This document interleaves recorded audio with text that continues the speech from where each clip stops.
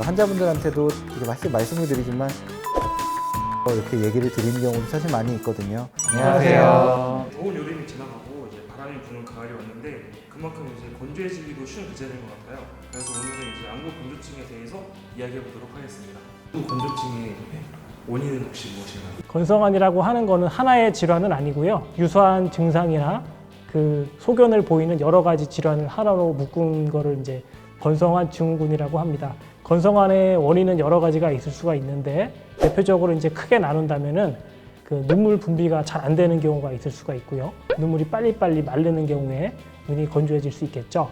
렌즈를 많이 낀다든지 또는 컴퓨터를 많이 한다든지 그럴 경우도 있을 수 있겠고, 나이가 드셔갖고 조금씩 눈물 분비가 적어지는 경우도 있고, 또는 요즘에 이제 약물 때문에 눈물 분비가 적어지는 경우도 상당히 있습니다. 그거 이외에도 이제 눈 안에 여러 가지 염증이 있으신 분들은 눈물이 자꾸 빨리 말라갖고 문제가 되기도 합니다. 또는 이제 자가 면역 질환 중에서 쇼그렌 증후군이라고 해서 눈하고 입이 같이 마르시는 분들도 있을 수가 있고요. 요즘에는 그 조혈 모세포 이식 또는 항암 치료 이런 거 하게 되면 그것 때문에 건성환이 생기는 경우도 있습니다. 최현태는 혹시 안구 건조증에 대해서 증상은 어떤 게 있을까요? 뻑뻑하다, 건조하다 뭐 이런 것뿐만이 아니라 뭐 시리다, 따갑다 뭐 이런 여러 가지 증상들이 있거든요. 심한 경우는 흐리게 보인다 뭐 이런 시력 증상을 호소하기도 하십니다. 저희가 인터넷 커뮤니티에 올라오는 안구 건조증에 대한 질문들을 찾아봤는데 그 질문들을 보고 원장님들이 그거에 맞는 답변을 해주시면 됩니다.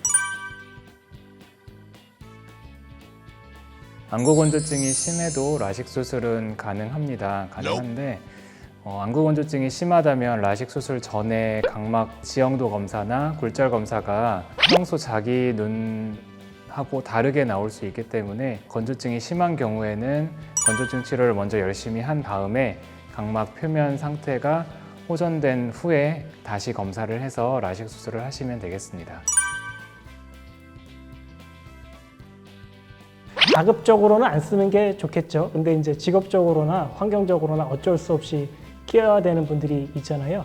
그럴 때는 이제 조금은 줄여서 쓰는 게 좋겠고요. 굳이 낀다면은 RGP 렌즈라고 하는 하드 렌즈를 끼는 게 제일 나을 것 같고요. 결론은 껴도 되기는 하지만 가급적으로 적게 끼는 것이 좋겠고, 렌즈를 끼더라도 반드시 안구 건조증의 치료를 받으시는 것이 좋겠습니다.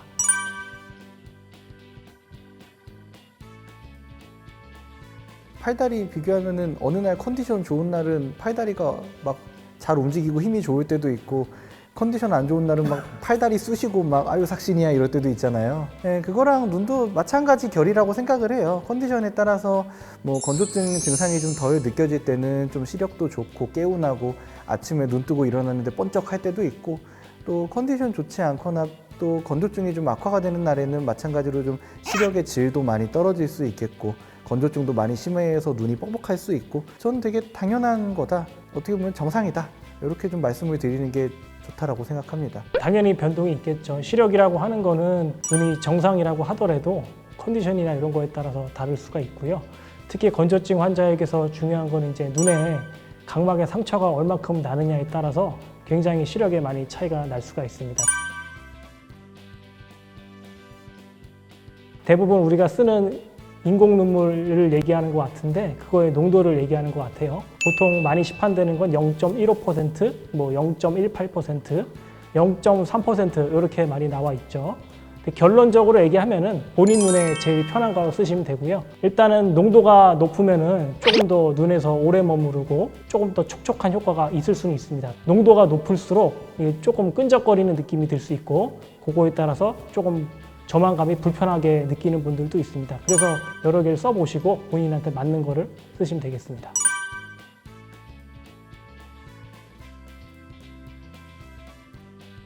건조증이 심하게 되면은 각막에 상처가 생기고 흉터가 생기면서 영구적인 좀 시력 저하를 초래한다거나, 아니면은 건조증의 또 종류에 따라서 뭐 염증성 변화가 좀 심한 거라면은 그것도 마찬가지로 좀 시력에 영향을 줄 수 있을 것 같고, 다들 우리 바쁜 현대인들 직장 다니시고 일하면은 병원 오는 거 쉽지 않잖아요. 예, 그래도 이게 불편한 점이 있다면 병원에 꼭 오셔가지고 확인해 보기를 먼저 권유를 드리고 싶습니다.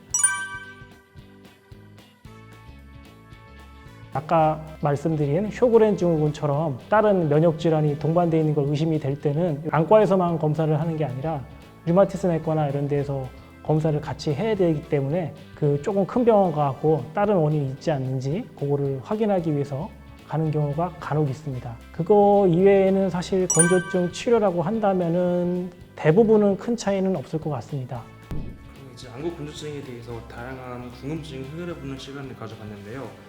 혹시 환자들이 가장 많이 하는 질문 혹시 무엇인가요? 약을 넣었는데 똑같아요. 불편해요.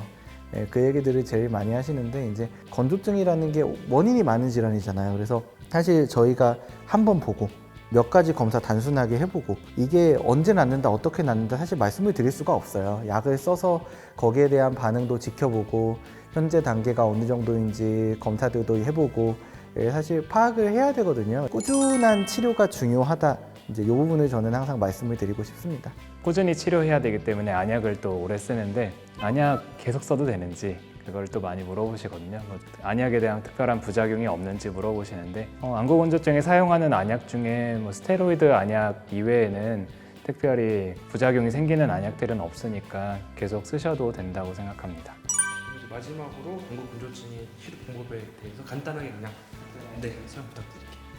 환자분들한테도 되게 말씀을 드리지만 이거를 치료를 기대하지는 마세요. 이렇게 얘기를 드리는 경우도 사실 많이 있거든요. 아까도 말씀을 해주셨던 것처럼 꾸준한 관리가 필요하다라는 말씀을 드리게 되고 치료에 있어서 첫 번째 1단계로는 생활습관 교정, 주변에 지저분한 환경이나 먼지가 많은 환경을 좀 피하는 거, 안검염이나 눈꺼풀에 염증이 동반되면 따뜻한 수건이나 찜질팩 같은 걸로 눈 찜질을 꾸준히 해주는 거, 그런 생활습관 관리가 일단 1번이고 두 번째로는 이 무방부제 인공 눈물을 사용하거나 때에 따라서는 눈물을 좀 보충하는 연고 타입으로 된 거 사용하고 그리고 원인에 따라서 스테로이드 안약이나 항염증제 안약 같은 안약들 사용하는 게 있고요.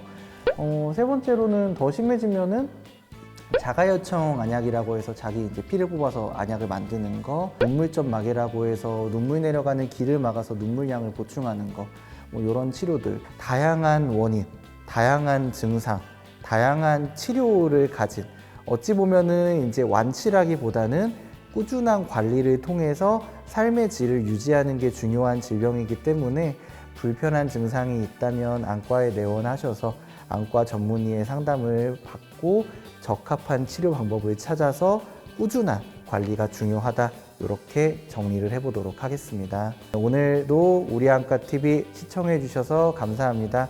앞으로도 더 좋은 내용을 통해서 찾아뵙도록 하겠습니다. 감사합니다. 좋아요, 댓글, 구독, 알림 부탁드립니다.